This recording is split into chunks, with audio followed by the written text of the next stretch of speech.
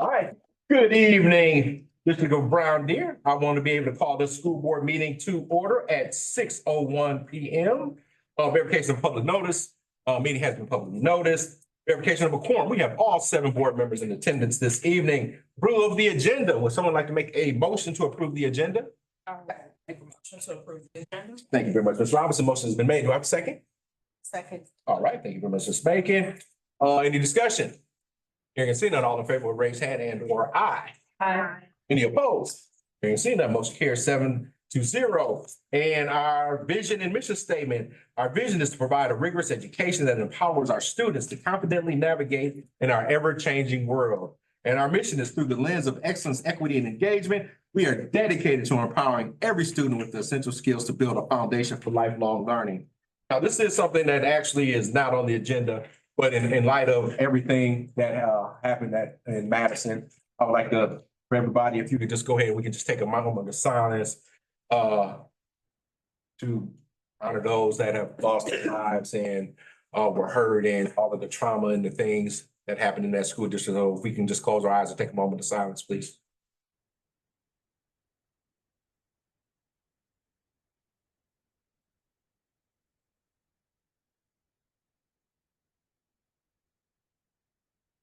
All right, thank you very much.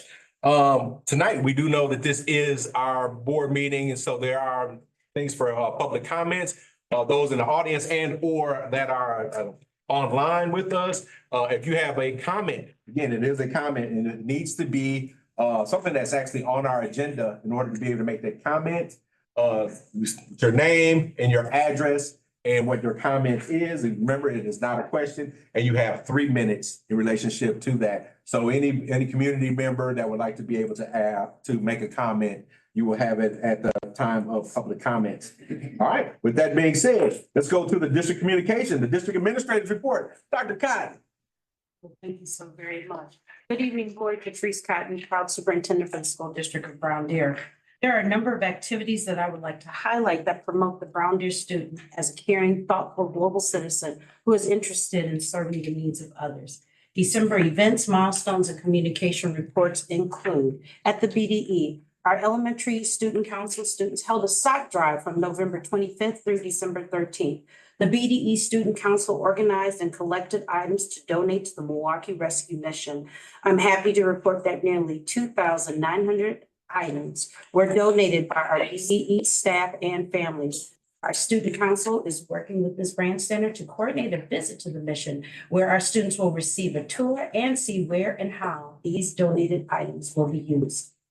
Ms. Washington visits the 5th grade. Our middle school principal, Ms. Washington, visited all 5th grade classrooms to introduce herself, talk about middle school, answer questions, promote 5th grade open house, and deliver goodies. Kids were eager to ask questions and get a better understanding of what middle school will be like. A special shout out to all of our parents who took part in serving as guest readers at the elementary school. Our 2nd graders classrooms were lucky to have parents serve as special guest readers this month. Several parents volunteered their time to read stories and spend time with our students. We appreciate the homeschool partnership and connection this presents for our school community. Parents who did not get an opportunity to take part in this activity, don't fret.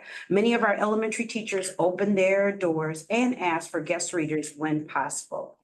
Thank you to the PTC for our monthly birthday celebrations as students were celebrated on December 16th. The Village of Brown Deer Police Department held their annual Shop with a Cop event held last week.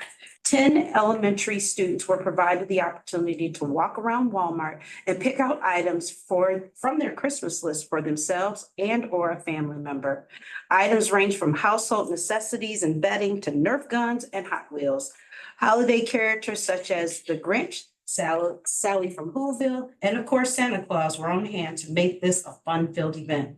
Volunteers from the Brown Deer's Women's Club and Rise Church made sure all items were wrapped. Students were also able to enjoy a pizza party after their shopping spree had concluded.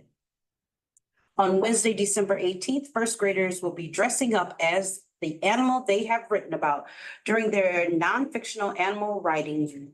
Students will share their original stories as an and act as the animal they have described. At the middle school, the positive relations and connections between staff and students continues beyond the school day here in Brown Deer.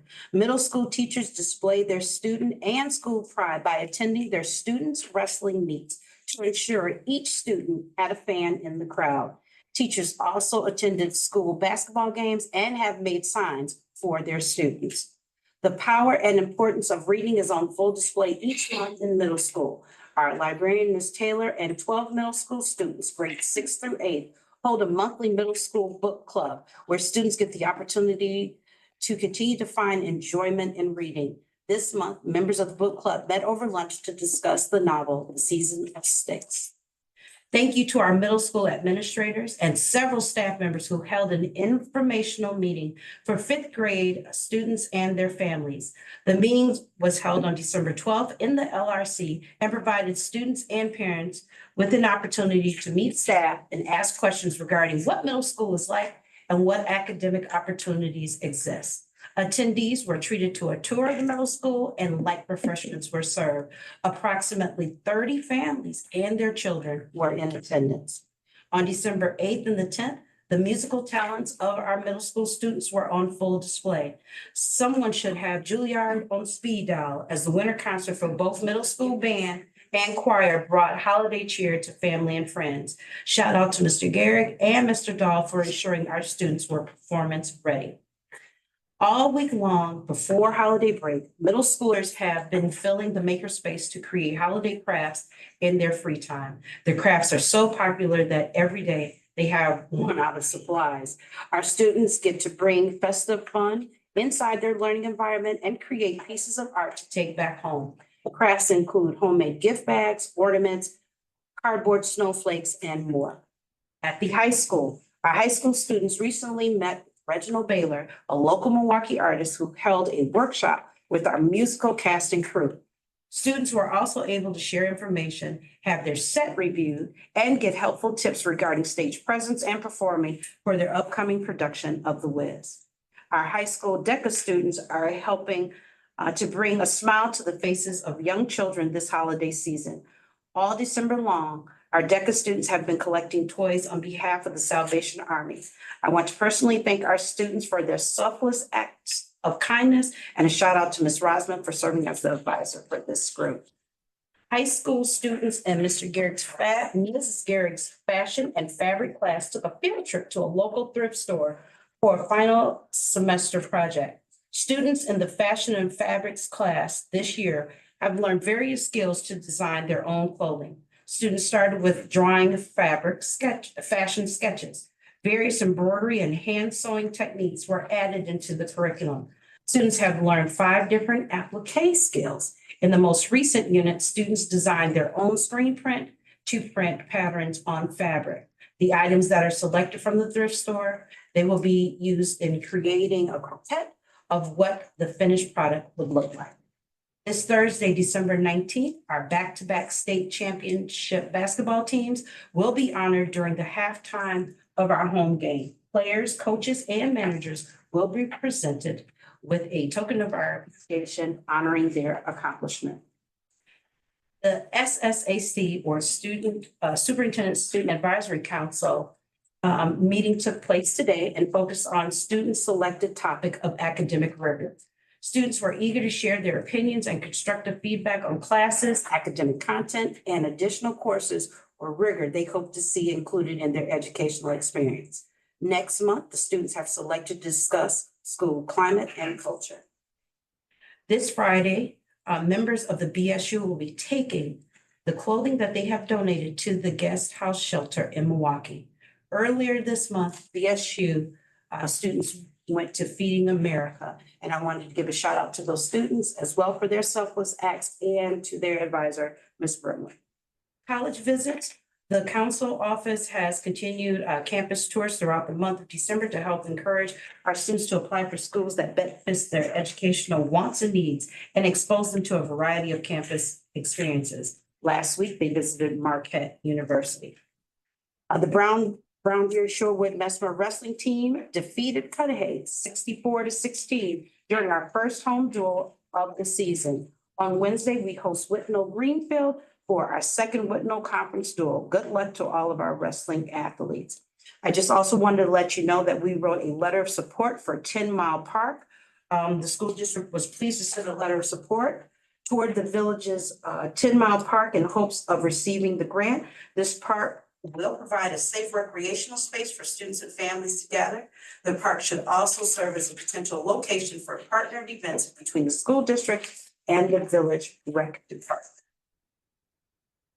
And let's see, as a thank you to our staff for all of their hard work and dedication, for our students and families, staffs were presented this afternoon with blankets representing the school district of Round Deer. These items serve as a small token of gratitude for the amazing work they've done inside of all of our schools.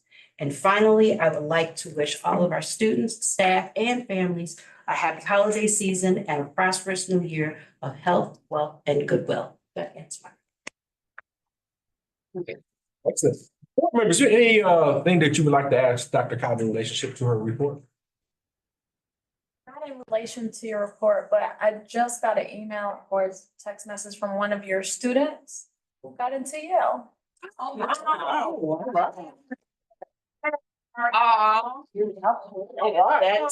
Excellent. Yeah, I bumped into her before she was gonna interview, and so, you know, we talked, chatted, and yeah, she got in.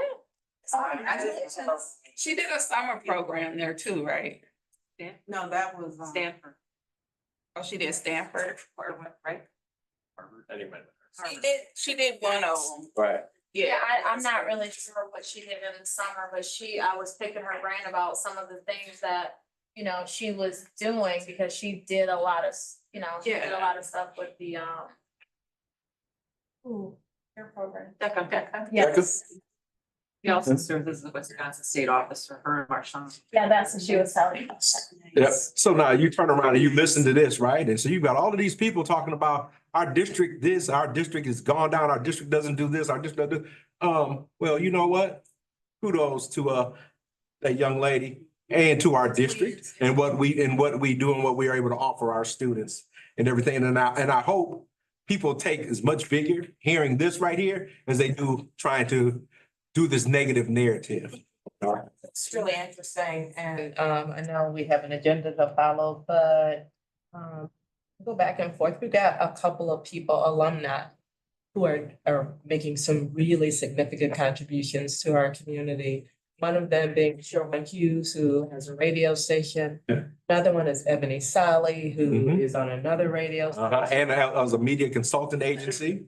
Right, and then the one who did the commencement speech. Yeah, I'm just always so proud. They're all on the Hall of Fame, already. right?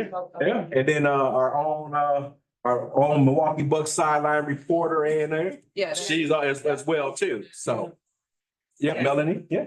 So, but yeah, so the great things for our students. I guess my question again was, you were saying for those two state championship, the basketball teams, Yeah, the back-to-backs.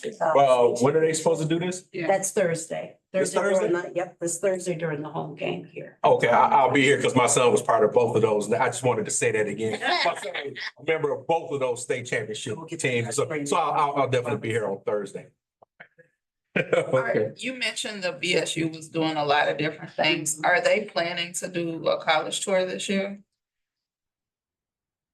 Not sure about that, but I'm pretty sure that they will. All right. Thank you for that excellent update, Dr. Cotton, and all the wonderful things that are going on in our district.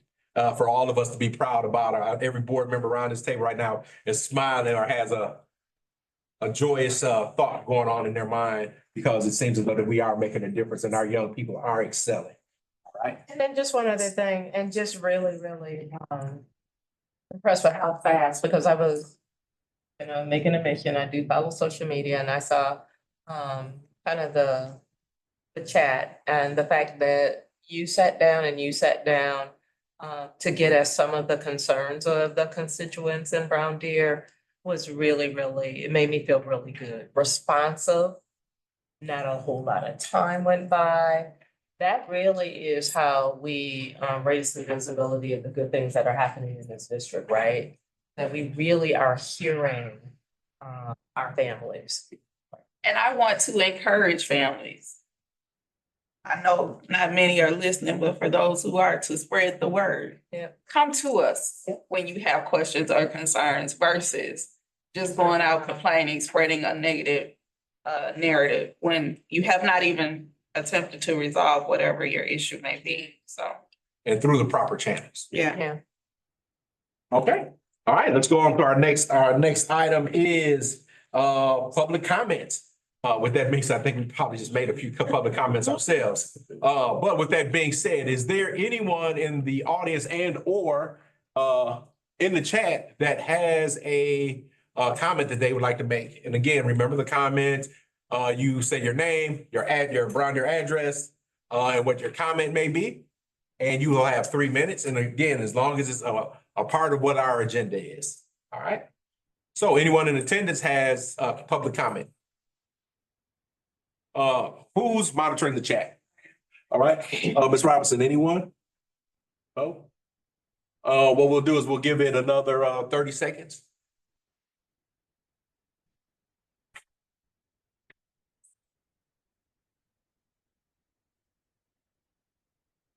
All right, thank you very much. All right, let's go on to our item number 4, our consent agenda. Would someone like to make a motion to approve the consent agenda? I could make a motion to approve the.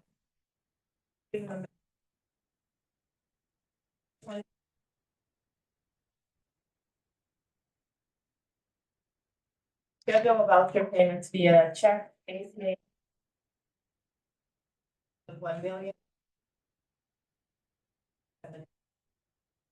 Cents in the general checking account and the food service account, including funds 10, 21, 27, 39, 47, 49, 50, 72, and 80. And the December 17, 2024 school safety drill update as presented tonight.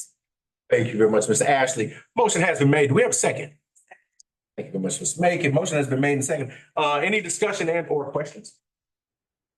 Hearing and seeing none, all in favor will raise hand and or aye. Any opposed? Hearing and seeing none, motion carries unanimously 7-0. Thank you very much, Ms. Ashley. All right, let's go on to our item number 5, items for discussion, consideration, and possible board action. Mr. Clement, our board office report, sir. Yes, just a few brief items this evening. First of all, the update on the 2023-2024 audit. It is done. It's DPI. It's been approved by DPI. So we are excited about that. And I do have, I just received yesterday the electronic copies of it. So I will distribute those to the board via email this week. I'm trying to arrange for the auditors to be here at our first meeting in January to do the presentation. We always do also get hard copies of the audit, and if you would prefer to, view that over break versus the electronic copy, let me know, and as soon as we get those, I will make arrangements to make sure I get those. Because over the break, you'll have a chance to read that wonderful document or documents. All the glory of the numbers that are there. So that is that will be available, and we will have that for you, like I said, electronically or the hard copies. Any questions on that?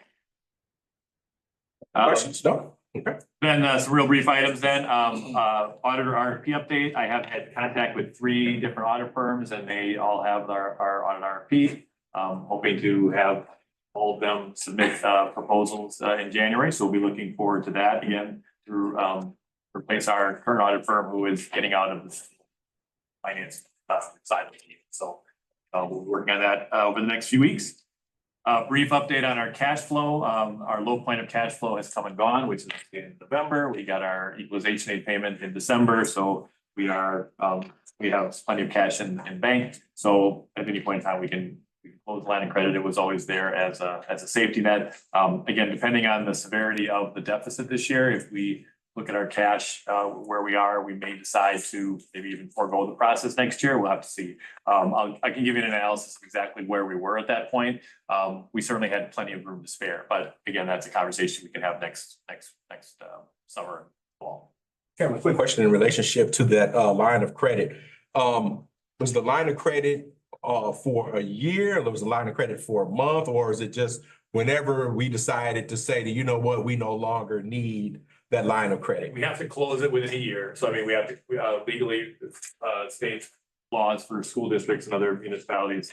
You only have it open for a year to be a short-term borrow. But we can access it any point in time. So we can leave it open. So we can leave it open basically because, But the reality is that the schedule of our disbursements now is we're gonna start getting tax revenue in January, then we continue to get equalization aid payments. So we're gonna continue to build up until the end of the school year, and then it'll slowly go down again after or over the summer. So we really won't have a need for it anytime soon. But again, I don't have to close it today, but we'll. only reason I was asking is because when we opened it up this time or whatever have you, that we needed to do it. So if we just kept it open for the year, then if we didn't need it next year around this time right here, it was already. We have to do it before then, Because didn't we open it in November? November. But so you'd have to, it wouldn't be here during the low point. You'd have to close it before November 1st and then reopen another one. So, because the low point again will always be the end of November.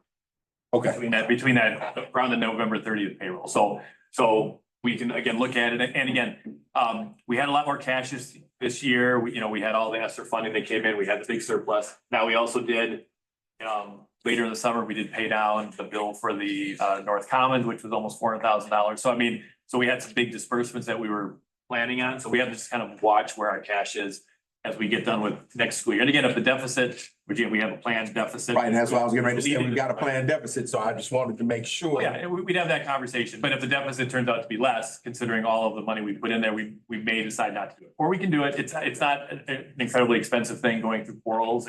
It was $2,800 expense just to have it available, so that if there was an issue, we'd have access to the fund. So All right, thank you. I'm not gonna close it today, but I'll probably close it earlier in the year once we get things settled with all of our, once we start getting tax revenue in and. All right. Just want to make sure that everybody kind of understood kind of where we're at in that whole thing in relationship to how that process actually really works and how we could be able to utilize it if need be. Okay, all right, thank you. I'm certainly if there'd be some emergency, we'd have access to it throughout the year. Okay. Just wanted to give a brief update on Act 10, just because that's obviously been a big piece of news in the last month. Shortly after Thanksgiving, a Dane County judge struck down certain parts of our Act 10. Which was, of course, the collective bargaining changes that were done by the state legislature back in 2011. Provided school districts with a little bit more flexibility as to how to, address employee costs, and it did limit collective bargaining rights for most public employee unions and members. So, but at this time, there's really nothing clear about anything regarding the ruling. So we are. Everything is kind of stand pat. There's actually questions about whether you could do anything if you wanted to. So we'll wait and see. The order from the Dane County judge is not final. So there's other stipulations that will come in as part of that ruling to see exactly what the breadth of it is. There may be there's already parts of it that are probably likely to be challenged from another constitutionality standpoint. The legislature has also immediately appealed it. It's asking for a stay for implementation until its journey, and it will very likely at some point end up in front of the state Supreme Court. I was going to say it's going to end up in the Supreme Court, state Supreme Court or whatever and stuff. So, this thing is far from over right now and everything like that. So. Yeah, but what will be interesting though is that, if at a certain point we're trying to do a repeat of last year, we would like to bargain earlier in the year and kind of be solidified going into next year. The question will be, where are we at that point, and should we, or do we have to wait? So we'll kind of see, because we're already kind of going into that questionable. The new state budget will be this summer, but that's a conversation probably a couple months from now once we have better sense. I did also provide online 3 different legal opinions that were presented by different law firms that work with SAA, and so I just wanted to share them with you so you can see the similarity, but there's also a little bit of variety in how they're interpreting what's happening. Right, and the Quarles one is the one actually, that's who we really work with a lot. So yeah. And then finally, just wanted to update you with the treasurer's report. We were just working through, obviously, we have a new accountant. She's been with us now just under a month. And just finishing up, catching up on some of the reconciliations. We just finished the bank reconciliation today. So now that's done, I can do the present to you the November treasurer's report. So when I send out the audit this week, I will send out the treasurer's report as well. If you have any questions, feel free to let me know. I can certainly present it publicly in January, just to have everyone be aware of where it is. We're not in any situation, but I wanted to make sure that we had the bank rec done before presented it, so so it at least was accurate where we were at that point. And then if there are no other questions, that is the end of my business office update. Board members, questions for Mr. Clemick in relationship to his business office report? All right, thank you very much, Kevin. All right, let's go on to our next item, item B, approval of new hires. I did not see it. We have no new hires as of today. All right, and resignations, Mr. Clemick? We do have two resignations. We have, Beth Clement, one of our 4K teachers at the elementary school. And we also have Greg Bonds, one of our high school special education cross category. Both of them, last day will be this Friday. All right, with that being said, would someone like to be able to make, it's two motions for that? Yes, and to note, we do have an agreement with Ms. Clement regarding liquidated damages, so that is clear. I have not worked on anything yet with Mr. Bond, so that one will be pending. Pending to see. So that's pending. So again, on 5C for Mr. Greg Bonds is pending liquidated damages in the motion. What happens to that 4K class then when we come back? We posted for the position, there are applicants, so we're. Okay, hoping by then you would have someone hired. Very close. Okay, thank you. We will certainly be interviewing. That's a very critical grade. All right, would someone like to make a motion to approve the resignations? I'll make a motion to approve the resignation of Beth Clement as an elementary school teacher effective December 20th, 2024. And a motion to approve the resignation of Greg Bonds as a high school special education cross-categorical teacher effective December 20th, 2024, pending liquidated damages. All right, a motion has been made. Do we have a second? I'll second. All right, thank you very much. Motion's been made and second. Thank you, Ms. Walker. Any discussion? Only thing I'm gonna say is it's hate to lose two valuable team members. The Brown Deer family, we still wish them well in future endeavors. So with that being said, all in favor will raise hand and or aye. Any negatives, any no's? Nays, all right, motion carries unanimously 7-0. Like I said, once a Falcon, always a Falcon. All right, let's go on to our next item, discussion of the pupil transportation contract extension RFP. Mr. Clemming. Yes, I just wanted to remind the board, so we are in the final year of a 3-year contract extension with Right Way for pupil transportation. We renewed it, we extended the contract after it was coming out of the pandemic when all pupil transportation companies were struggling and we were afraid of what we might get in an RFP situation. So we decided to stick with our current vendor. I gave you a little bit of historical perspective. We have had Right Way as part of the district and partnering with the district for 13 years now. And so I wanted to kind of gauge from the board your interest level of either going out to RFP or potentially working with Right Way to negotiate an additional extension. What year was it again? When we had an initial 5-year contract, and then when it came to the board to do that next renewal cycle, Right Way did actually offer to extend the contract for a certain amount of money. The board at that time decided to go out to RFP because they wanted to make sure they were getting fair price. All of the RFP numbers came in higher than what the extension was going to be. My guess is going to be that will be a similar situation if we go that route. So while there's a couple of things, obviously there is that piece where it kind of lets the bus companies reset a little bit, and especially that, and where none of them are rolling in the dough as we speak, because they're still, kind of dealing with the aftermath of some very difficult years related to the pandemic. Prices have gone up considerably, especially for capital expenses. Buses themselves, I've been told, have gone up considerably in pricing, just as you've seen, like any new vehicle that you purchased or been looking at. So there is that piece. There are a couple other new players or a couple other players that are in the area that could potentially be suitors. I did get one call from an outside vendor, but again, you're kind of opening up like, will the service be as good? Will you have issues if Right Way is struggling with hiring drivers? Will other companies have any more luck? It's kind of hard to tell. This year, I'll just say from a service standpoint, and you guys can attest if you've heard other things. Generally speaking, we had a little bit of a rough patch, I would say, at the end of September and October, where we had multiple days where we had to combine routes. Usually one driver was unavailable, and so we had to do some last minute adjusting. But after that period, it's been relatively quiet with any kind of service disruption. And I think in general, even when we had the kind of iffy weather in the morning that one day with the first snowfall of the year, we weren't doing too bad with timing of routes coming in. So, and in general, I think they've been very responsive to any concerns we've had. So, if it was a service issue, if we were concerned about level of quality of service we were getting, certainly I would be suggesting maybe we should go look for another vendor. But kind of the question is, do you really want to roll the dice? Kind of have a known quantity. We have a good partner. They're committed to continuing to work with the district. Is it something that you'd like to, kind of pursue that? Or would you feel more comfortable potentially opening it up again? That could increase our costs, more significantly than if we were to go with the extension.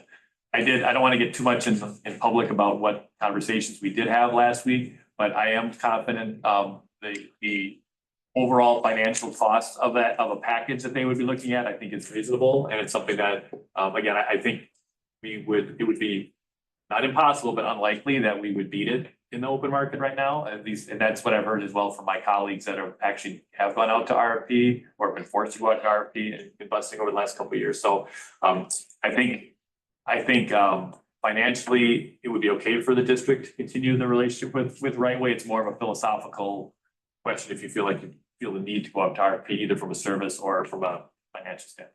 I guess my question would be is will we be going against our procurement policy? It's up to the board how you decide to, there's no procurement policy in this sort of situation. So I mean, if the board wants to do an RFP, you can, or you can renew with the same vendor if you want to. There's nothing, unlike food service where you have to go through an RFP process because it's part of the federal regulation. There's nothing about transportation that's a completely board decision. Okay. Yes, please. I vote for keeping. I think that disrupting the water is not wise. So if they're doing good for us and it's within our budget, then I think we should just keep them. Yeah, I think as a parent, I've dealt with them quite a few times for quite a few different issues. They've been very, very responsive even at 7 a.m. And so I think that we should keep them as well. I mean, I'll clarify, we'll negotiate with them, obviously. I was getting ready to say, hey, wait a minute. We don't like the terms. I'm not saying we're guaranteeing it, but I have a few things in the contract that I'd like to see adjusted, and we can focus on that conversation. And I would present to you a recommendation of what I think would make sense, or maybe there'll be a couple options in there.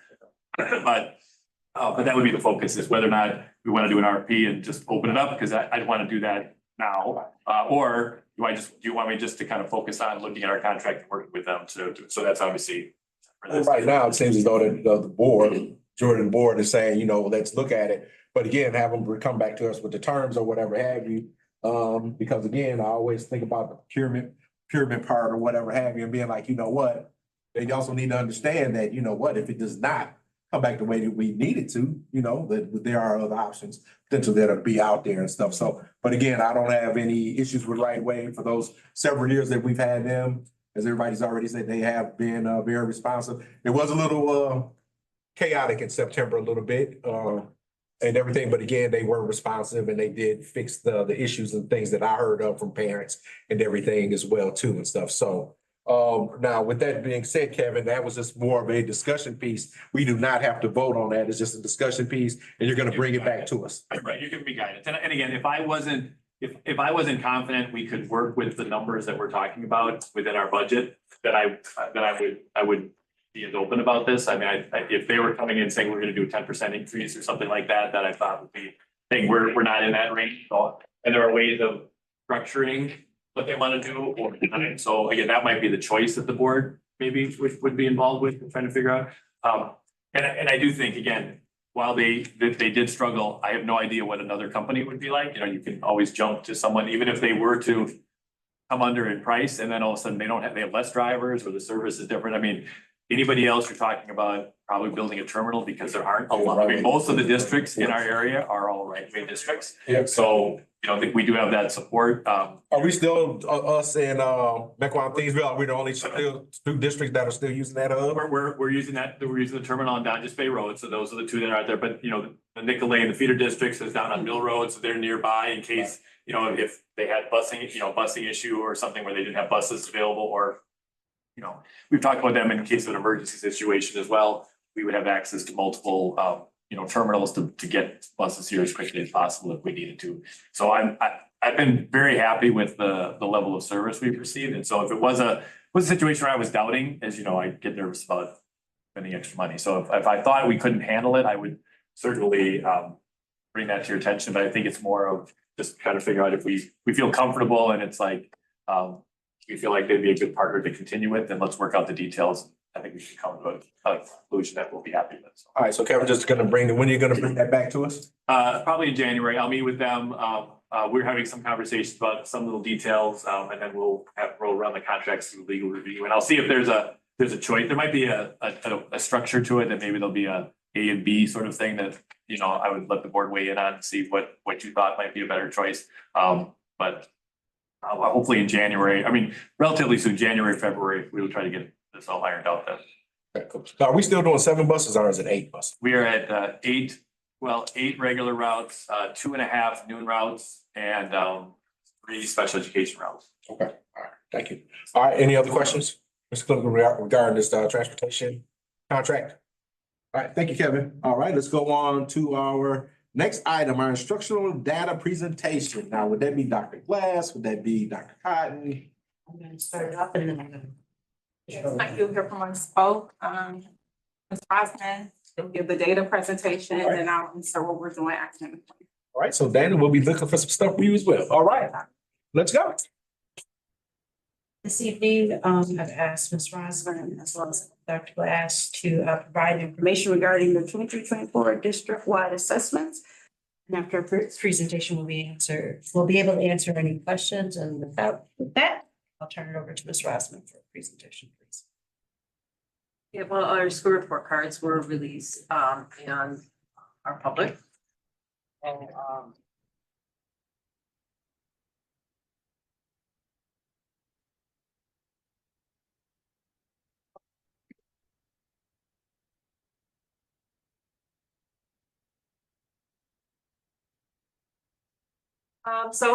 just to revisit our living our mission, provide a rigorous education and empower the students to confidently navigate in an ever-changing world. Through this lens of equity, excellence, equity, and engagement, we are dedicated to empowering every student with the essential skills to build a foundation for lifelong learning. And if we look at our 4 pillars, today our school report card would be in reflection to our student learning and success. First, before starting, I want to again define what achievement and growth are in relation to school report card. This refers specifically to English language arts and mathematics on the annual state assessments. And growth refers to the year-to-year progress in ELA and mathematics achievement. I always add this wonderful math equation here only because it makes me very happy because it's math, but our percentage of economically disadvantaged directly impacts how our school report card is weighted. So that's why they use this equation. I don't really need to explain it, but I do need to bring it to the forefront. So Brown Deer Elementary, you'll notice there's a trend, and the reason I'm focusing again on that economic disadvantage trend from the top in 2021-22 down to the bottom, which is 23-24. You notice that there is an upward trend in the number of students that are identified as economically disadvantaged. So what does that mean on our school report card? So you notice that in the pie charts on the right, you'll notice back in 2021-22, our report card weight for growth was 37.9. And then as you go down to 23-24, it increased to 43.9. So you'll see that there's an upward trend in the weight that they're giving to growth versus achievement. And then on the left, you'll see the trend and how that impacts the school report card. Now, there is a pretty big jump from 21 to 22 to 22, 23. We dipped a little bit, but there is an upward trend on the report card. This is our growth for BDE. Back in 21-22, the growth percentage was 62.2, and last year was 76.5. This is kind of a mini report card within the report card. This relates specifically or to a target group. That's basically the bottom quartile of our students on, statewide assessments. So, going from left to right, 21, 22, you'll notice that there's an increase, in our points for this group. But they specifically relate this to achievement, growth, chronic absenteeism, and attendance.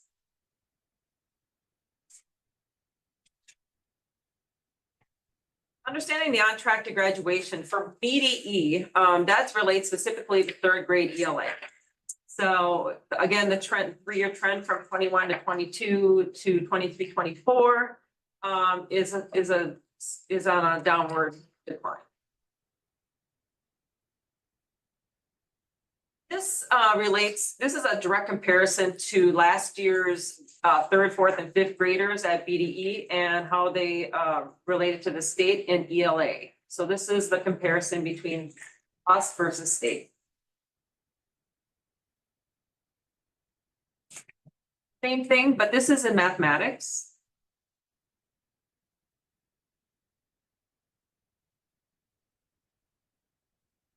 So our value added for ELA, how you read this chart, this is a side by side. So on the left is 22, 23, and on the right is 23, 24. This is a six point scale, and the vertical line down the middle is 3. So that's right in the middle. What you want to see is you want to see all our value added to exceed that average of 3. The further to the right from that line, the better we are. Those numbers that we're looking at is 3.1, 3.2. It's kind of hard to read. Okay, thank you. Yep. And 3.6 indicates that. Rest pretty well. Well, we're hugging the middle. Okay. So when you hug the middle, that means you're average. You'll see the difference on this next slide. So this is mathematics. You'll see how far skewed they are to the right. Okay. Because the scale goes 0, then 3 is in the middle, then 6 is the high. Yeah, Got it. and the further right you are, the better you are. Okay. And moving. Let's do the same thing, but we're gonna look at the middle high school. So economic disadvantage trend from 21, 22 to 23, 24 is on an upward trend, but not as big of a jump as it is at BDE. And then, so you'll notice the weight for the growth for the middle high school started out at 37.4 in 21, 22, and last year was at 40.3. So that also is on upward trend.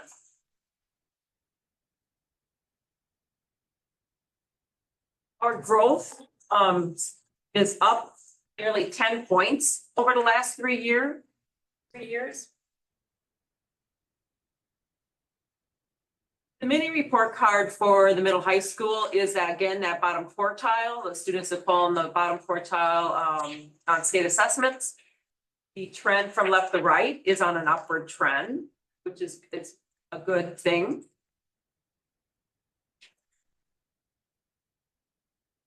And then this is the on track to graduation. On track to graduation for schools for the middle high school is actually 8th grade mathematics.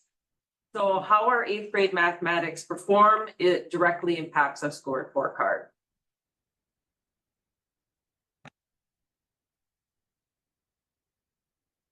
This is the middle high school, so grades 6th, 7th, and 8th.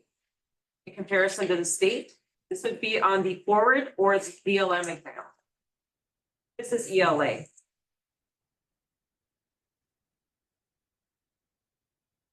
And this is mathematics.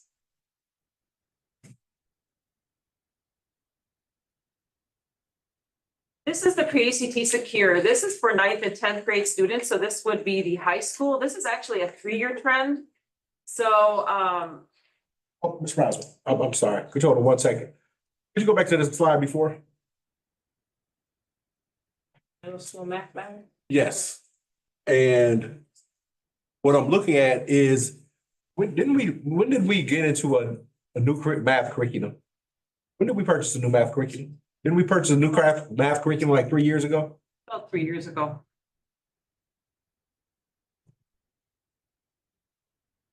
Okay, all right, thank you. This is the pre-ACT. This would impact 9th and 10th graders. The 24-25, it would have been our October one, so I just put that in there just so we could see the trend.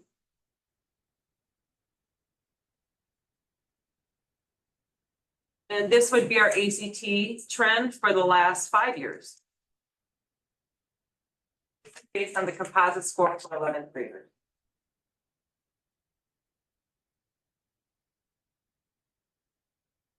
This is similar to the BDE, or this is a 6-point scale. We are looking for our, we want to be as far right as possible. It's like we're hugging the middle on ELA.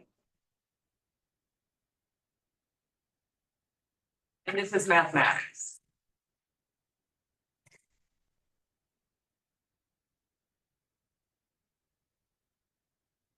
For the, for high schools that have, for secondary that have secondary students, they also have this informational part of the school report card, and I circled 22-23 because this isn't last year, this was 2 years ago.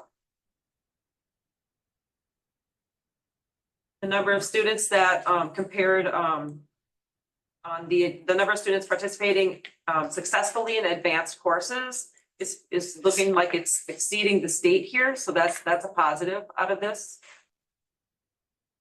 I think also super low.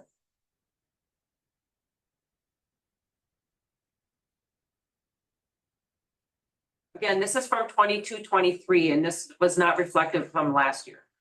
That will be on next year's report card. Question, that industrial, go back to that slide again, the industry recognized credentials. Explain that to me, please. I think that Dr. Glass, I don't know if you can speak to that. I think that it would be for your TAP. And I was wondering, because I'm thinking that it's our tech ed, and we've got like a wonderful tech ed program that we turn around and we do signing day for those students that go through the tech ed program and everything else like that. So I'm wondering, like, what, I'm not, somehow there's a disconnect. Yeah.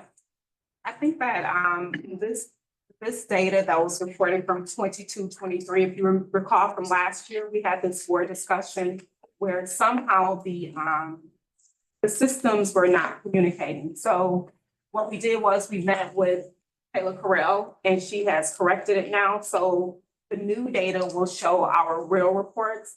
It's only done like once a year. So when you see the 23-24 data, then the correct numbers of credentials will populate. Okay, all right, thank you. I just wanted to make sure I was reading that correctly, and I'm thinking to myself like, am I reading this wrong? Because that'd be one of the ones where I would think that we would actually exceed the state average in relationship to that, especially with the dynamics of our tech ed program. We are looking to expand. We just met with Kayla Carell last week. She had an introduction with Superintendent Cotton, and we're going to really assess what we had in-house so that we can expand our program. Okay, cool, perfect. So then, Dr. Glass or Ms. Rosman, if you guys can make sure that you update the board with the 23-24 number Yep. for this or whatever. I'm just quite sure that we just like to be able to see what that number actually is. Because I know, like I said, I know we're all very proud of our tech ed program. I think, Dr. Beagle, that's like Mr. Penny's Adobe certification, that would fall under that. As well as Mr. Green, Ms. Buford's Microsoft. all of them, yeah. Certifications. So some of those more specialized, credentials. Thank you very much. So some of the district strategic responses to this data, this would be for the elementary school. Dr. Glass, did you want to do? Yep, I can do that. When the principals presented, I believe last month at the November board meeting, at the November board meeting, they shared some of the strategies that they're using, but I did want to reiterate them now that we have our MEP data. So within literacy, we have our PLCs that we're doing at BDE that works with like our district work around QAR, pulse free as well as race. They are in the midst of letters training, which is the science of reading for students starting in the grade level K4 all the way through third grade. They are also using personalized reading plans through IXL to support individualized student learning. Something that I want to highlight for elementary schools for math is that in addition to what was shared by the principals last month, is that Ms. Rosvin, our math coordinator, is in their PLCs once a month now. That is the plan moving forward. And I think that we can see evidence of this work. If we look back at the data that was presented by the state, we're within somewhere between 5 to 10 points of closing the gap between our district and the state. So I just have a quick question in Yep. terms of Ms. Rosser and your involvement in the PLCs. Are you drilling down on the data and with the data with the learning teams, or how, or what are you interaction with them like that? So each school's different. With the elementary, we did a forward item analysis. So I have the forward data from last year and it's based, whittled down to the standard. So share that with teachers. We all looked at it. The grade levels created a plan. As far as mathematics goes, BDE is really like on the verge of surpassing the state. So those little small tweaks we feel can make a big impact.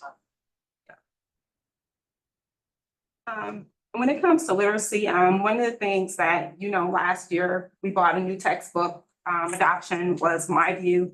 And so we have connected our teachers at BDE with Elmbrook School District, and they are saying that that connection is really helping them to be able to scope and sequence and really create the correct instructional design for them. So I believe it's a high yield curriculum and our students will rise to the occasion. When it comes to middle school, we are just in the midst of getting our CAPS back from middle school just this week. So we're in the midst of analyzing that data to see where our students are performing. If you remember from last year, we worked around race, post reads, and QAR. And those tabs are what we use internally to measure how our students are performing. If we looked at the data from last year, we are seeing like 20% increases in students' ability to answer high-level questioning. And so we're excited about that. Additionally, they too have the personalized learning coming from MAP through IXL. Mathematics, I believe during the summer that the middle school also looked at pre-ACT standards to align that with their scope and sequence. That was work that was led by Ms. Rosman and the middle school team. And our goal right now that we have to work on is for our middle school students to be able to perform at least a 18 leaving middle school in order for them to be at like a 23. So really being able to show proficiency in those high stake mathematics standards. And high school, again, a lot of this is a repeat from last year, but some of the same work that we spoke about with aligning the ACT with their ACT with their curriculum and their open sequence. That work is shown here. Another thing that the high school is doing, which I believe that will be high yield, they're taking their scores from their map, aligning it to IXL, and they have designated times in their school day to do this work. So what that looks like is when you walk into classes, the first 20 minutes of class is personalized learning. So it's ensuring that whatever deficits that students are showing in IXL, that they're working on it. So, and that's both for literacy and for mathematics. I have a question about that. Okay, so is it being weighted though? You know, like sometimes you'll have an assignment and you say, okay, you guys work on IXL, but is there like, where they're weighting it and saying, okay, this is a percentage of your classroom assignment and you have to do that. It seems like to me, you know, IXL seems like it's like remedial work or just busy work. It would be nice if there's a stipulation that says this is a percentage of your assignment. It's not just, like what we used to be growing up. What do you call those papers? Yeah, worksheets. Right, right. So the purpose of IXL and how we use it is very intentional. So say, for example, if we take MAP, which is our district assessment to see how students are performing at grade level. If there are learning gaps for students, IXL takes that standard from MAP and gives it to the students at the just right level. And then it grows them to where it should be. Right, I got that. Yeah. But I'm saying, is it weighted in part of their classroom instruction?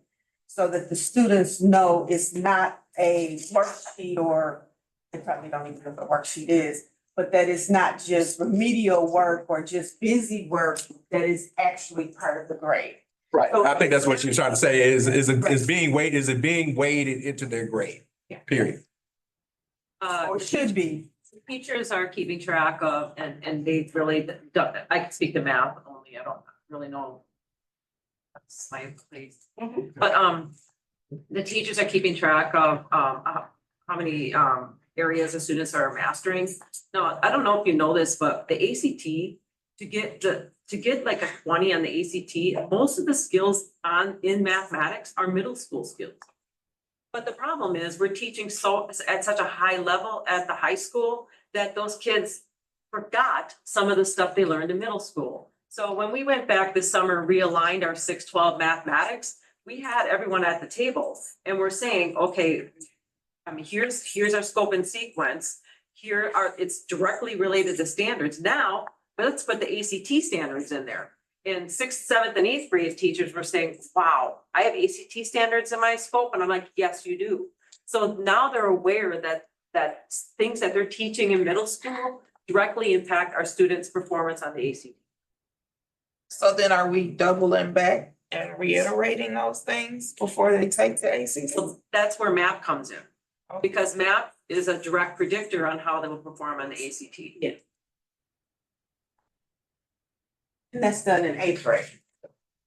The math. Math is, every year from 3rd grade up. Yeah.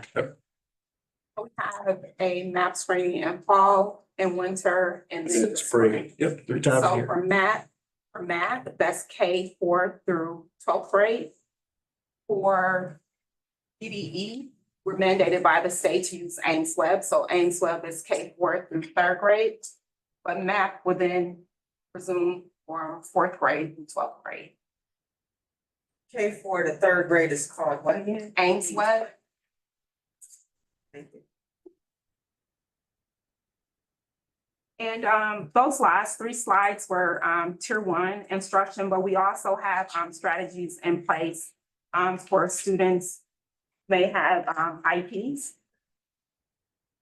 And so those teachers have gone through science of reading training with their students, co-planning to co-serve, which is our 2nd year with that. And we have our SEL specialists in all buildings. Our next January the 2nd, PD, Personalized Learning Day, our teachers will have small group instruction. And Director Ramos and we work very, very closely together to make sure that the offerings that we have for our regular ed students, that they are also available for SPED ed students. As a result of that, you'll see more push-in services where special education teachers are servicing in the classroom. Dr. Glass, how many percentage of our students are actually receiving tier 2? Or Ms. Ramos? Yeah, I would say that it varies. Special ed students, they're already tier 4. We have about 213 students in the district that are that have an IEP? And tier two is I'm sorry. that's where we differentiate and scaffold. That's what I was talking, I wasn't talking about the special ed students. I was talking about tier two who are receiving those educational enhancements in order to be able to get them where that's the reason why I wanted to know, what are percentage of our students are receiving a tier two instruction? That varies. It varies on the standards. It's flexible because a student may, let's just say, if they're in fourth grade, they may be experiencing fractions and they may do well on fractions. But then when it comes to the racial part of it, if it goes down that far, if it comes to the racial part of it, they may not do as well. So they will receive that instruction. But in order to, what we're doing to respond to those tier two students is to focus on the small group. So regardless of where they are, what the standard is, we're meeting them at their instructional level with the intentionality of moving them into proficiency. So at this point in time, are you able to give a number about how many students are receiving tier two intervention? No, because it varies day by day. It like, A certain group of kids is, I guess I'm trying to make sure I'm understanding you correctly, Yes. because my takeaway is that, you know, obviously students have varying needs, right, depending Yep. upon the subject. But in servicing those needs, right, as it changes from subject to subject or semester to semester, like there's a certain. So, but the subject and the content don't change day to day, right? So, I mean, I'm assuming that they stay on a certain content area for a certain period of time, correct? Yes. So in this particular time frame, you don't know how many kids are getting tier two? No, because tier two, so you have tier one where instruction is prepared for the entire group, right? And then you may have a percentage of students, today it may be 20%. When I gave that delivery, I could have 20% of my students, right, who did not understand that. So when I go into my small group, then I remedy that learning. The next day, things could be going well. 2 days from now, the same students who were proficient on Monday, when I go further and deeper into that lesson, they may need to be pulled. They become tier two. So tier two is not special education. No, exactly. Yeah. Exactly. Director Welch, I think what we have here is that we definitely have students that are in tier two, but I don't know if we have a formalized process for how we're identifying those students that are receiving those tier two strategies. And so that's what I wrote down here, that we need to have a formalized process to identify who from tier one now needs to move into tier two, and then from tier two even to tier three for those students that are not getting it. I know that there's another system that I've learned since I've been over here in regards to Panorama. Yep, I don't know if the students are placed into that system because I think it houses a lot of things, but I think just the formalized process is what we need in order to be able to supply you with the number. And that was exactly what I was Right. asking. Thank you for that, Dr. Brown. Thank you, Dr. Carter. I just wanna just ask, that number would still be static. Correct? So you may have a student who, you know, would start off in one tier and could very well move into a different tier. And while you will group them in a cohort, Mhm. they could become very proficient and move out. So. Come back, yeah. Depending upon what the subject area is and what the area is or whatever. I think one of the things that Ms. Welch and myself were asking in relationship to is since we are having, like, say, we got a classroom with 20 students, right? Out of those 20 students, are 5 of them getting pulled for that tier two or whatever have you? And then being receiving that enhancement, and then they're back with the regular group of 20, then you can end up with another 5. I guess the thing what we're trying to figure out is how many of our students are actually how much are we using that tier two? Because then it also starts to think about our resources and other things of that nature when we start to talk about that, because, you know, if those students are identifying as those tier two students, that means they're getting pulled into a small group or whatever. So that means we need other people to be able to help out with that part, and then being able to make sure that they're getting it and then moving back into it and being able to do that and stuff. So I think that was pretty much more of the question in relationship to that and stuff, because I was looking at some of the scores, and so I'm like, there needs to be a little bit more tier two sometimes, potentially in some of the math, hence the reason why I asked. I know we had got that new math curriculum like 3 years ago, but it seems as though the scores for the math for the middle school actually started going the other direction, even though we got this new curriculum that was supposed to take our students this direction. So, And I would even think, like, I get that there may be some fluidity in there, but if it's every day things are changing, then I would start to wonder about the effectiveness of the tier one. If everybody ends up fluctuating over the course of the week or something, so. But it also can be determined based on, let's say, for instance, I'm just making up something. Today they're learning geometry, tomorrow they're learning algebra, and those are two totally different, processes to get through each one of those. And so one kid might be good in geometry, and it really isn't, according to research, it really isn't. Geometry is not really harder than algebra. It's just that's the way they have it set up. And so it could be, so my only concern would be, I don't have a problem with the fluidity, the fluidity. I don't have a problem with that because then it allows them some latitude. If you start blocking kids in or tracking kids or whatever, I think that we could potentially have a problem, particularly for our African American children. So. I guess my thing is more of a curriculum thing. That's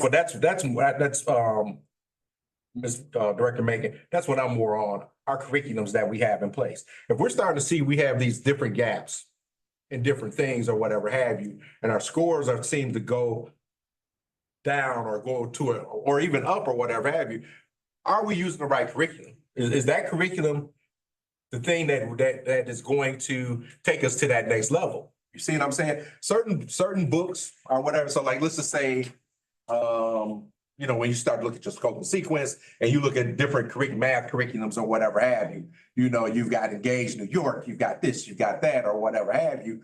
Are we teaching it the way that these students are being able to learn it?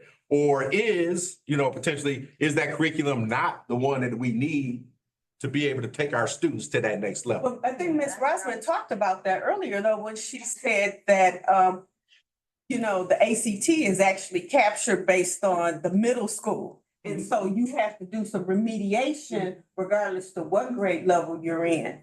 So, and that's again, because we talk about this step and sequence when in math, there really isn't a sequence. It's not, research says there's no sequence between algebra and geometry. Geometry and chemistry are not. They're total different things. Totally different. Again, so If they're being tested for the ACT and the SAT on that remedial stuff from middle school, that's why they're including that now. So hopefully that will help us to turn around now that they've captured the fact that we need to do some remediation in the event that so we're kind of talking about the same thing, but also understanding that we need to do some remediation of the old stuff that they learned before so that they can do well on the standardized tests that are going to be the indicators of where they are. And that's all we just said. We all just said the same thing. So, all right. But I have a question for Ms. Rosman, because I think I have a fascinating different take. I do have a senior, by the way, and among the senior boys, standardized tests aren't that important. And so do you find a direct correlation between age and effort on standardized tests? Because according to some seniors that I've heard, they just guessed on all things and they didn't really care because it didn't help her grade. And I'm being totally serious right now. Right, and they take it in 11th grade and they don't take it in 12th grade. And I have an issue with that. I was like, because in 11th grade, I feel like my senior played in 11th grade. She didn't take it seriously. And now I'm like, girl, are we gonna have to try to find someplace for you to go take this test again? And the other piece to this. I have a couple takes, and these are just my perspectives. I think as we're kind of morphing back into the pre-pandemic way of thinking, we'll notice nationwide that mathematics has gone down drastically. Like our students are not performing well across the nation. That do matter. That's one thing. Go to the new man. Then they took away the ACT didn't matter, it didn't count. Right. So students didn't care how they did on the ACT because they didn't have to send it to their college anyway. Things are morphing back though, and we are taking some major steps in the high school and the middle school to improve our math scores. What we were doing wasn't working. So we do have do nows in the high school that are based specifically on middle school math standards. So their students are reviewing that stuff as a do now, but not reverting away from grade level material. Number one. Number two, in February, I'll be pushing into all the financial lit classes on Mondays and Tuesdays, and I'm going to be going through ACT math. Not giving them a lesson in math, I'm giving them a lesson on how to take a standardized test in mathematics. Right. Okay, so that's Awesome. one thing. And then lastly, that we have moved the ACT back to April. So that means our students will be more prepared. So those are three things that we have done this year. Will it work? I think so, but time will tell. The other piece to this too is, you know, while we're doing a whole lot of the prep work and getting our students ready, on this side, we've got to get parents to understand how important it is for them to be having conversations with their young people, about the importance of these standardized tests, because really, there's some folks who really are strong proponents of them and some who are not. But those standardized tests aren't going away anytime soon, so. Today's kids have their own minds, Julia. Excuse me? Today's children have their own minds. I don't. They gotta come home and make sure they didn't perform to most of their ability as a parent, because I'm not taking it. Right, like, You know, you can tell your kid all you want, but they can choose to listen or not, and Choose to live in my house too. right. You know what I'm saying? Like, again, I think like sometimes we let these students. Okay, let me not do that. Okay, I'll leave that alone. I'm sorry. I just think that there's a major difference between the elementary school, because those kids try. They're still at a grade where they say, yes, I'm gonna try my hardest. This is a standardized test, math testing. Then you go to middle school, a little bit less, then you go to high school. They're like, I don't want another standardized test. Oh, To understand the relevance. Ding, dang, boom, right, and they're like, what am I gonna use this for? And Right. they just don't try, and I think that has a big relationship to why you see the grades go down. Not that we're teaching any worse or things aren't working, but some of the students just simply aren't trying. So, it's just my opinion. I just want to speak to something with just a visual trend through all of the data that was presented. Across the board, it seems as though things were up last year and then they've started to go back down this year.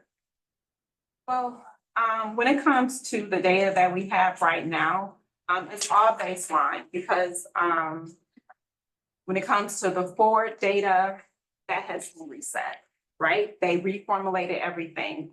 When it comes to the map data, last year we were using forward. So we don't have anything to compare anything to. So right now, all the data that we have is baseline and it's not really able to be compared.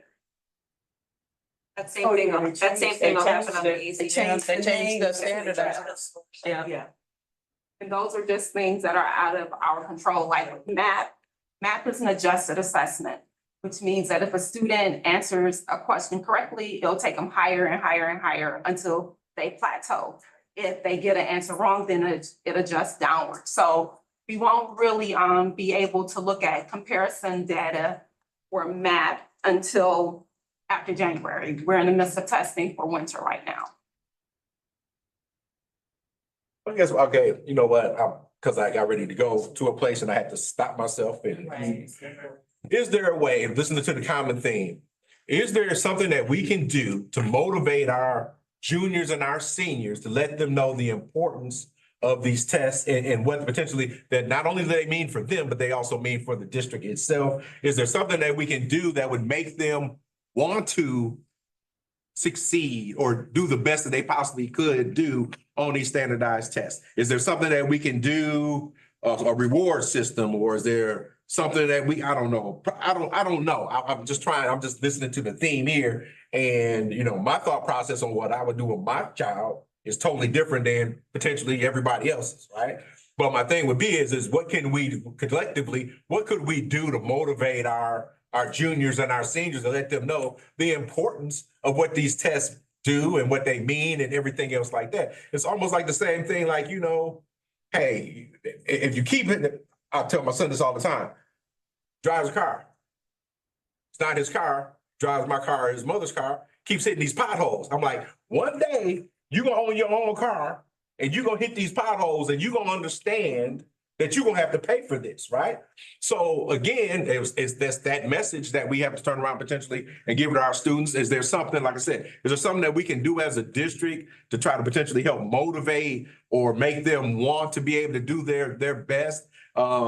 You know, I don't know, is it graphing or whatever have you to be like, hey, I scored here on this one and now I'm getting ready, now I scored here on this one, now I scored here. I mean, is there something potentially that we can do? And I guess we probably, if we could figure this one out, we could write this book and all be millionaires or whatever. It's human nature, like they're on their way out, you know, it just. Yeah, but again, potentially, is there something that we can?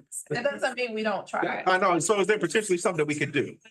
What's shameful is that it goes against the schools like report card and it doesn't show that, you know, maybe the students aren't trying as hard as they should because, you know. And maybe that's the thing that we do. We let them know that, you know what, you not trying or you not caring is actually making the district look bad, even though they potentially may not care, but again. But it's just, to me, it's just a real, I mean, I think that's why the numbers show like that personally, because as they get older, you know, it's just less effort. I could see some part, I definitely could see some part of that being true. I also just don't think that there's a connection for kids, right? What is truly the relevance, right? When Well, I'm exactly. thinking about some other things in my life as a young adult, right? Right. What that doesn't rank high on the priority list. And so how are we really sort of giving them sort of the because I think some kids really would be interested to know, like, hey, this is what this means for you. This is how this impacts us overall. Are we being sort of like, this is a collective effort? Are we doing the pep rally? Hey, We being BD strong.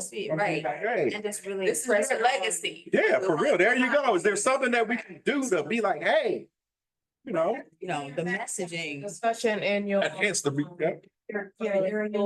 Both Dr. Glass and I wrote it down and we meet Right. regularly. She writes the instruction coaches and the principals and so do I, and so we'll come up with something Yeah. on how we Right. motivate, because Right. it's Yeah. important. They need to know the importance. they need to of know it. the importance of it, yeah. The SSAC members were talking just about that, about relevance of things. Why do I have to learn this? That was some of their questions that they even proposed when we were talking about academic record. They want to know, what's the relevance? Why do I need to learn this? How am I going to use it later on in life? Can you tie this to, like a senior, how they get out early? So like, you know, not Recognition, some type of reward. well, not every kid is going to, you know, do well, but like, so if you have to have either a certain percentage of growth. And if you don't have that growth, which some of our sped kids might not, that's fine, then you have to have this many hours of practice to show that there was growth, because kids want to get out of school early, their senior year. Right. And so you have to earn those, and I know they were originally earning it by how many extracurricular hours they were getting. So can we revamp it to say, hey, it's gonna be based, here's the ACT, this is why it's important, we wanna see growth. We know that everybody's not gonna score a 25, but everybody should show growth. And if you're not showing growth. I was saying the graphing, you're like, okay, I was here and now I'm here. It becomes, Yeah. you know, a point of discussion, right? Like students need to understand that, yeah, the question should be, did you give it your best, right? Now I have a question though, because my understanding is they do not take the ACT test in 12th grade. No. They only take it in 11th grade. You can retake it We can take as many times. But you have to take it outside of. Yeah, you can retake it other. Well, can you do, I know based on, I've done a lot with standardized testing, and the way you get better at taking standardized testing is taking standardized tests. Right. And so maybe it's that place where instead of just doing practice questions, they are taking, hey, if you wanna have this off your senior year, then you have to show that you've taken at least 5 full length. And that's about what, 2 hours a piece? Or maybe like you have to take 3 English, 3 math sections. But you have to practice those tests in order to get good at tests. Well, maybe, you know what? Oh, my God. Okay, going back to what you had talked about before. You know what you were talking about before, relationship to, when you started to talk about like a student's grade. And this is, part of your grade is homework, part of your grade is this test. What if we turned around and we added for that weighted part, what if we added like this, I don't call it the standardized test, but if there was some other testing that we took or whatever, that could potentially be part of that grade, because now there is a motivation or whatever have you and stuff, because now it's hitting their GPA. So now they may take it a little bit more serious because it's actually part of their grade as well, too. Right. See, I'm just trying to think of, I guess my thing is, you know, you look at other school districts, suburban school districts, right? Or whatever have you, they've got to be having the same issues that we're having and stuff, but why are their scores better than what our scores are? So some of this has to go back to us and how we're presenting it and what it really means to us, or the expectation that is set, all right? And this will sound really like sensible and easy, but you know, the seniors, they have off campus. And so, you know, they come in, oh, we're having math test tomorrow. To them, that means nothing. What they should be told is you have math test tomorrow. You won't have any food. You won't have access to anything until 1 o'clock. Because again, you know, these kids show up at school and they think, oh, I didn't have breakfast. Oh my God, I'm starving. I can't get out of here. I'm stuck here. Like, yeah, you had testing today. Well, I didn't know it was going to be this long. You know, like, are they really knowing all the details of what's going to be built? Because all they think is now, well, I'm not getting out of here and I need to hurry up so I can't get out of here, right? Does that make sense?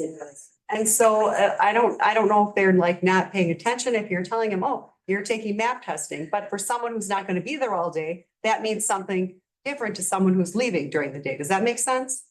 I don't understand the question. Well, my son, like the seniors can leave. So he does a class and he leaves. Well, on map testing day, on this standardized testing day, he was stuck there all morning. He couldn't leave to go get food or couldn't leave to take his, you know, he didn't have class. He leaves, he comes back when he doesn't have class. This math testing was like all morning, so he couldn't leave. We should offer. I don't think that they knew, like he said, well, I didn't know it was gonna be all morning. They said we are having map testing. To him, that didn't mean anything. Like that didn't mean, hey, you're gonna be tied up all morning. You can't leave school. You know, seniors think a different way. Get you some food, like you say. Right. Get some, we need to have. And I'm not saying the school has to provide food, but like, you know, let the kids know what that means. Like, you're a senior, you're not gonna be able to leave tomorrow. Like, tomorrow's math testing. Don't plan on, you know, being in and out of campus because you're stuck here until your testing's done.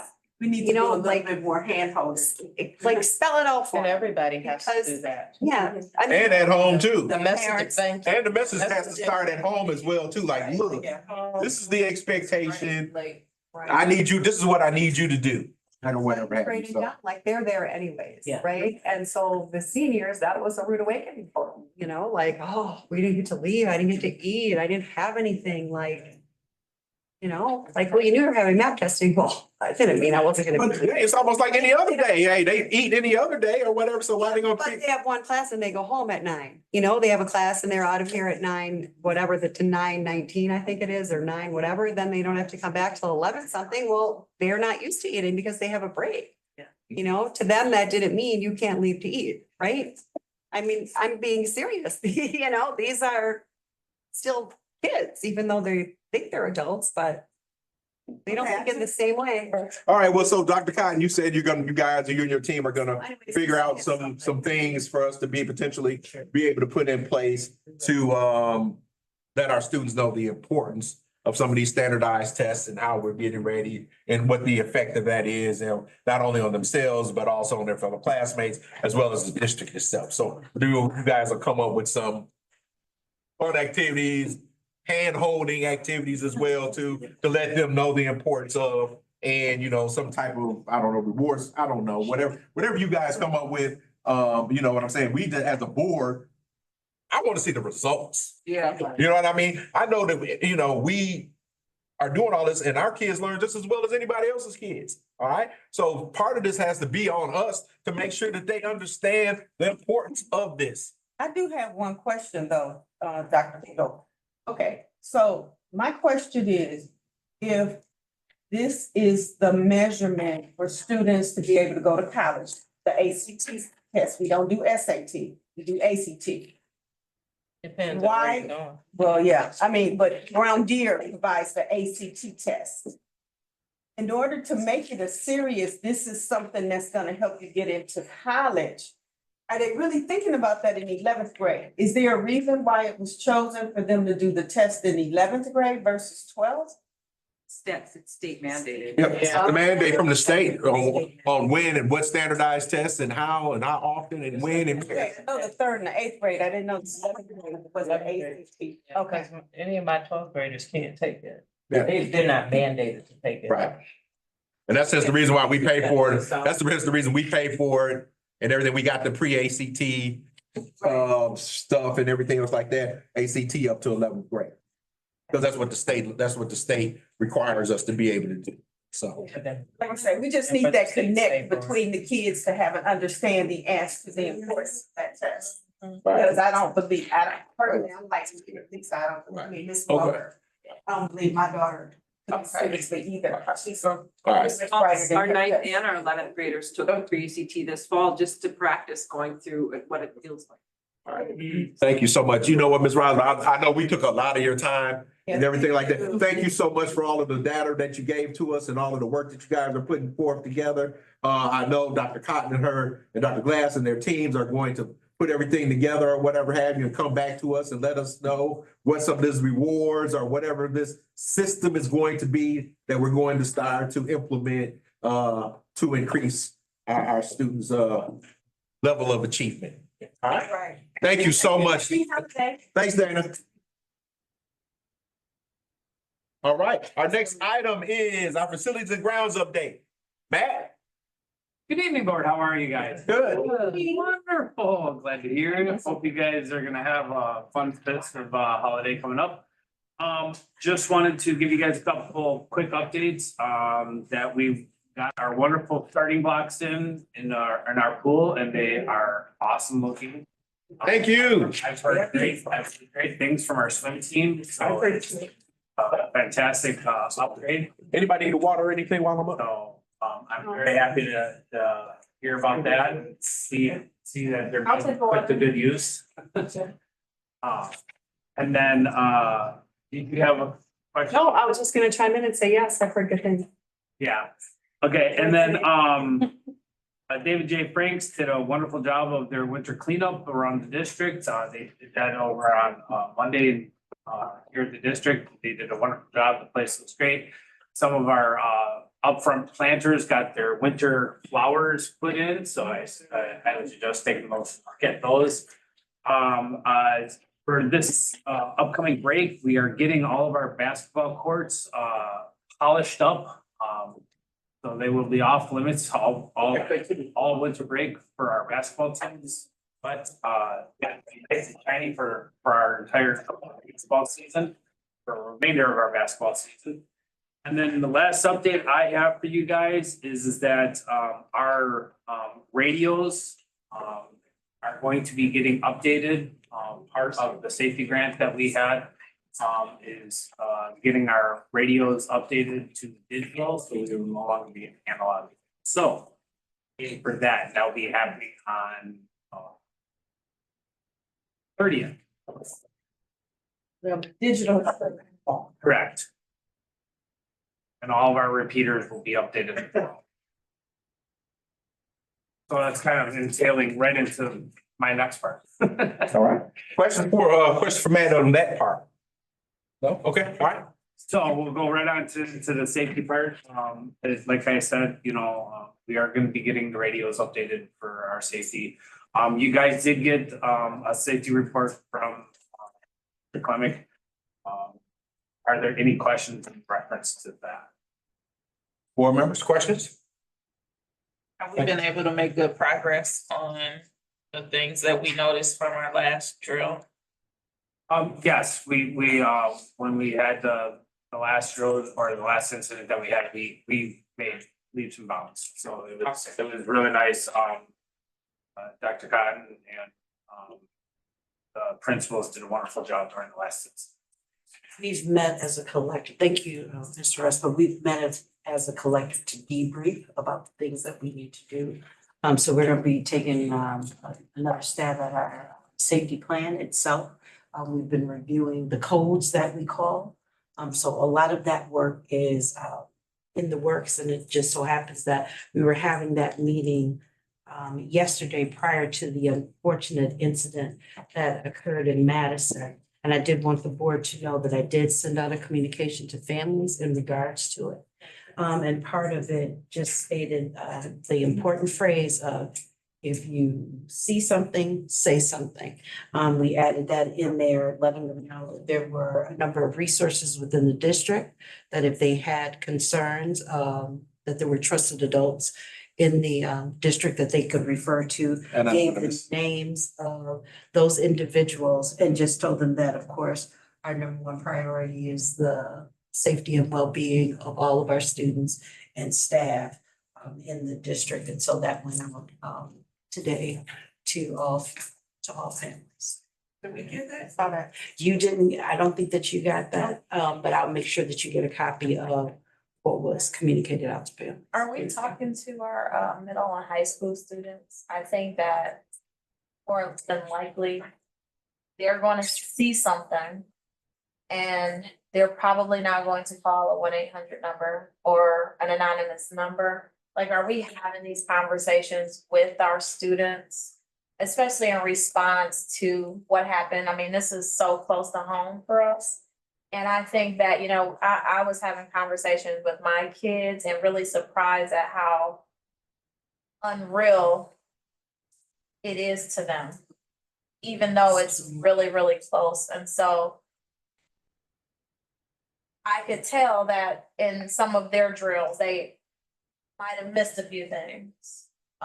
And so I think that we need to have conversations with the kids again and again and again about the things that they see. If you see somebody online, which we've all seen with guns and money or saying inappropriate things that, oh, you know, little Johnny's not gonna do that. That wouldn't know, he's not like that. But really the importance of, you know, that is important information. So definitely, and that's really kind of what this lends itself to, because all of the adults that are listed outside of it doesn't, you know, the principals and the administrators, but it really talks about the school social worker, Officer Oleg that's in the building, the high school counselors, for them to be able to have access to them. So you're right, communication is very important, and we'll just make sure that we are communicating those things, especially after with the safety drill that we need to update. There's a part of it about how do we communicate how you respond in these certain situations with students. That's going to be very important as well. Thank you very much. And Dr. Cotton, thank you so much for getting that out to parents and as well as our students and stuff, because one of the things that I always go back to is the one time something was going on here and one of our students heard about it and they knew about it and then they told, and then we were able to stop an issue beforehand and stuff. And so again, like Ms. Farrington said, that we want to make sure that our students know, that if you hear something or you see something or you know something, let a trusted adult know that, you can do this. And like I said before, some could be anonymous, because again, some kids go to this no snitch rule. Well, you know what? That's not snitching. All right. That's life-saving. And I think they need to understand the difference in relationship to that. And that's where the whole, again, drilling it down to parents and how we pull parents into this conversation. Yep. Because, while we are doing what we need to do as a district, parents gotta do their end too, and having these kind of conversations. At home, and if they are seeing something that's going on differently with their child, then you know what, they also need to know that there are resources at the district to be able to help their child or to be able to ask questions or whatever, to be able to be that resource. So, okay, thank you very much. Any other questions? I'm sorry for Matt. All right, thank you, sir. All right, let's go into our item H is our school board candidacy for the April 1st, 2025 spring election. The deadline to file a declaration of candidacy for the upcoming April 2nd, 2025 spring election is January 2nd, 2025 at 5 p.m. Sorry? And if we can get it in Oh, sooner. I was getting ready to finish. Oh, okay. All right, so with that being said, then you have up to January 2nd at 5 p.m. to be able to do that. Anyone that want to be able to file their candidacy needs to go to Ms. Ross. in order to be able to do that. So anybody that would want to be able to be elected and have their name on the ballot for the April 2nd election. I mean, April, is it April 1st, not April 2nd? It's April first. Oh, we got April 2nd. Okay, April 1st, then that's what they need to be able to do to have it put together. All right. Okay, all right, and that is it. Okay, you had a question, you had a question or something you wanted to add, Ms. Daniels? Ashley? No, if. No. You get it. Okay. But Thank you. what's the deadline for if they aren't planning to run again? December 31st. The 27th? 27. All right, so if any of our board members are not planning on running, they need to fill out the paperwork by December 27th. All right. Okay. All right, now let's go. Next up is to our discussion of the 25 WASB State Convention proposed resolutions. Did everybody get a chance? Did you guys get a chance to look at some of this? Read 'em. The resolutions? I read them all, yeah. And you know, generally when we get these resolutions or whatever have you, the majority of the time, it's, you know, it's already what our district has pretty much already said that would probably be in the best interest of our region or whatever. Does anybody have any questions in relationship to that? Any of the proposals?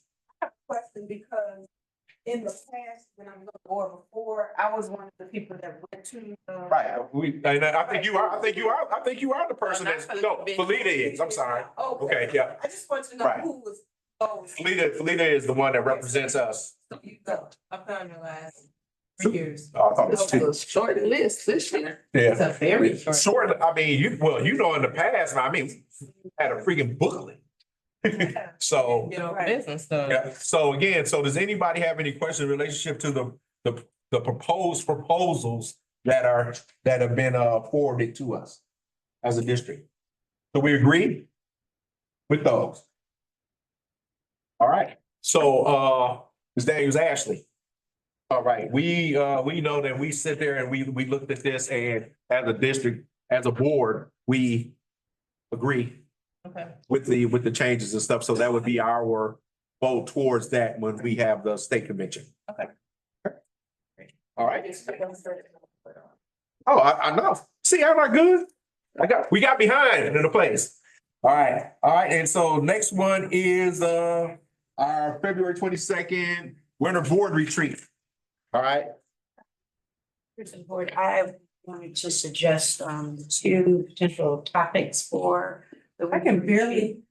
Sorry. I'm sorry, but I'm not talking loud enough. I wanted to suggest two potential topics for the winter board retreat. One would be an update regarding the strategic plan. I do want you to know that the cabinet and I, as well as the principals, have been working very hard to review that, make updates to it, and we would like to bring forward new information in regards to the strategic plan. And then also up for consideration, for your consideration would be possibly getting direction from the board in regards to potential 25, 26.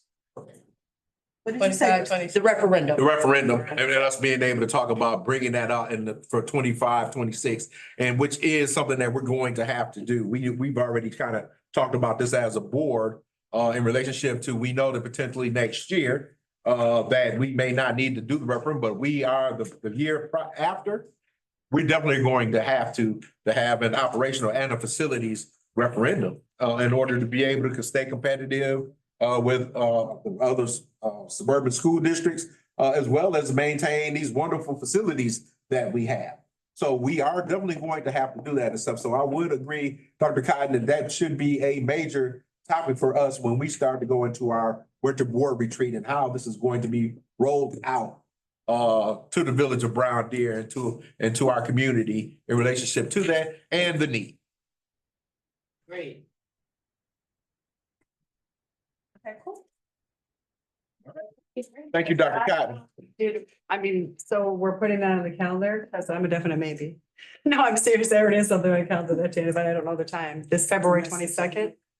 The winter board retreat? Yeah, so that's a go discussion of, but I didn't hear everybody say, yes, we're having it that day. So Well, I thought we already knew we were having it that day. I didn't have it on my calendar. Did you guys? I'm saying you I didn't don't have my send calendar it, with, oh, like that board calendar, this is, where that's it? you didn't have it on your. If you don't put it on this calendar, Have it on there? Okay. I got it in my, I have it in my calendar. I'll send it. I just have it in my personal Outlook calendar because I'm always trying to, and it's a Saturday, because I'm always trying to figure out am I gonna be in town or not. See a time? Usually we always do the board retreats, usually from like 9 to 1.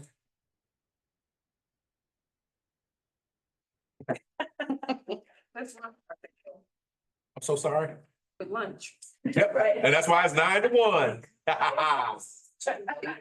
Are we gonna do a Chick-fil-A? Somebody said we should do Chick-fil-A. I don't know what the big deal is about that one. It's very good. I don't know.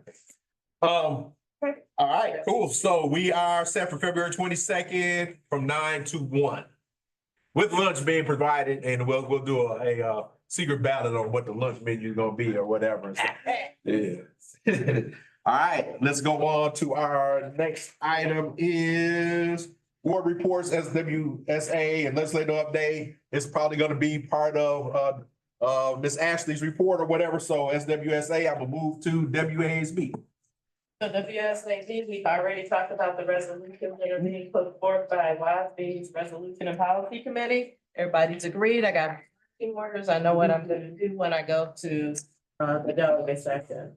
The second item is, having talked a little bit about the Dane County judge ruling on Act 10 being unconstitutional and the whole collective bargaining piece that shows up in a lot of the WASB stuff. So if you want to know more, that's a great place to go, their website. And then, of course, we can get Jim all registered and going, right? Yep. In January. So I'll see you there, and that concludes my report. Yep, be there, be square. All right, thank you very much. Ed Foundation report. Not much to report, but we are looking for a treasurer for the Ed Foundation. So if you know someone who may be interested in filling that role, please definitely let us know. And that's all we have for now. Thank you so much. Park and Rec. Well, we had a very long meeting. I took a lot of notes. I'll try to condense it. Well, the first thing was they said trunk or treat was a big, big success, and next year they want it to be back bigger and better. Even if it can be bigger, I hear it was huge and a very big success. Next item up for bids, 10 Mile Park and bid process. Multiple bids were received within budget. And it's gonna go to recommendation for the village board for approval. Completion should be by the end of next year. Update on the community concession and bathroom building. That bid was approved and it will be started at the end of June. Or possible mid-June, and they hope to have it done sometime next summer. I guess plans are loose on the timeframe. That's gonna be at the new concession stand, and the bathrooms at the pond are getting upgraded. The village park.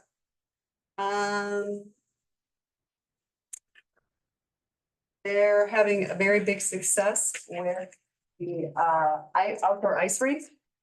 They had for the first 3 weekends, over 1,000 people were there for the open skate and open hockey. Nice. So they're trying to grow that to be even bigger by perhaps opening up more time slots for said skating. But so far that's been a really big success. And it's kind of interesting how it works. If anybody wants to know, there's like permanent coils underneath or something, and then it has to be tented so that it can always keep it cold. So it doesn't really matter how much the outside temperature is too much. As long as the tent's up and the thing's on, it'll work. That's pretty much the same as how that's happening. Oh, by the way, they need a driver who goes on the ice. What is that called? Thank you. They're looking for Zamboni drivers. So if you want to apply, you should contact the rec department. I know it's on their website. They're all learning to do that. The next thing is they're getting ready for their magazine to go to the printer, and program registration opened on the 4th. That was passed. So if anybody wants to join any rec department activities for next summer, you'll be there available. New to the rec department, they're starting a co-ed volleyball group. It's a 3rd and 4th grade division, 5th and 6th grade division. There's 4 teams. The parents will be the volunteers or varsity coaches. They're gonna start 3 weeks of practice and then 6 weeks of organized games. It'll be through the rec department. So the person at the rec department, he ran this at his other district and it was a really big success. So they're hoping to start volleyball a little bit early for our youth in the district. And that's pretty much it. Next meeting is January 7th and I will be there. Thank you very much. Sounds good. And everybody actually should have got your Brown Deer magazine. Well, I got mine in the mail today. I didn't get mine yet, but I got mine today. So, yeah. So we looking forward to the Brown Deer magazine. Should be at your household potentially when you get home or within the next couple of days. Yeah. All right. All right. So now let's go on to our item number 7. I'm not going through all of this, but again, the important thing, December 18th is the high school holiday concert at the MAC at 7 p.m. Please, if you can, come and see that. Winter break starts the 23rd through the 31st, and students do not return back to school till January 6th. All right, staff. Break is the 23rd Through the 23rd through the 5th. All right. All right. And so teachers come back on the 2nd for professional learning day, the 2nd and the 3rd. And like I said, school resumes back on the 6th. And then we already talked about the relationship about you having to, if you want to file candidacy for the board and what those dates are. And then the rest of it is, is January. So we'll have another board meeting prior to that happening. Okay. All right. With that being said, would someone like to make a motion to go into closed session?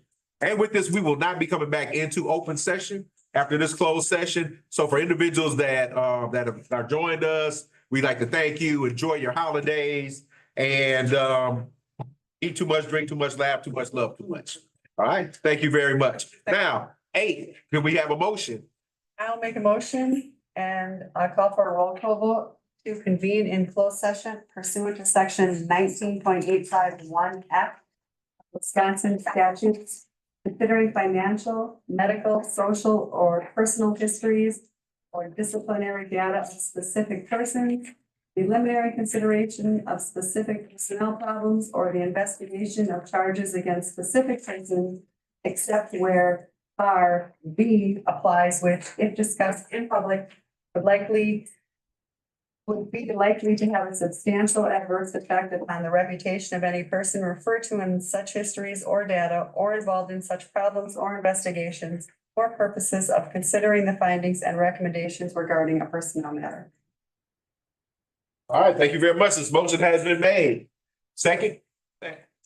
All right, motion was made by Ms. Walker, second by Ms. Robinson. All right. Ms. Davis Ashley? Beatles. Aye. Daniels Ashley, aye. Farrington. Aye. Macon. Aye. Robinson. Aye. Walker. Aye. Welch. Aye. And the vote is 7-0 to go into closed session. At 7:49. Thank you very much for those of you that have just joined us. Thank you very much. And we are now going into closed session.